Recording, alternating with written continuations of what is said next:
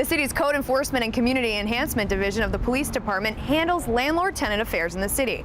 We had a few frequently asked questions we wanted to get answers to for our number 4 story.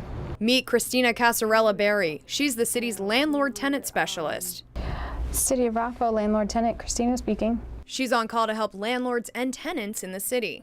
Well, I answer questions that landlords or tenants may have, in regards to their rights as landlords and tenants.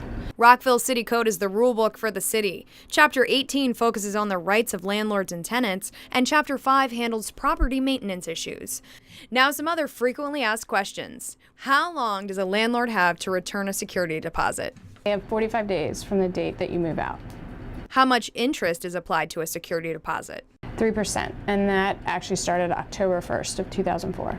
How much notice does a renter have to give to a landlord? Well, I would definitely refer to the lease. A lot of times the lease may state something different, but usually it's 30 days for a single family home and it's 60 days notice for an apartment complexes. Can a landlord evict a tenant if they're 1 day late with rent? They can. That's why I would definitely recommend keeping the lines of communication open. I mean, things are happening daily, and hopefully, a landlord is understanding, but it's also their source of income. So letting them know what's going to happen is always helpful. When is rent due? It's usually due the 1st, unless you agree upon a different date, but that should also be stated in the lease. Is it important to have a lease agreement with a tenant or landlord? It's not required for the city, but I highly recommend it.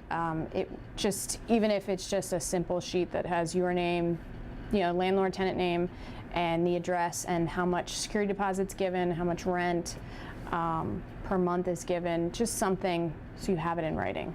And it'll help both the landlord and the tenant. For more information about the landlord-tenant affairs in the city, go online to rockvillemd.gov and search landlord-tenant.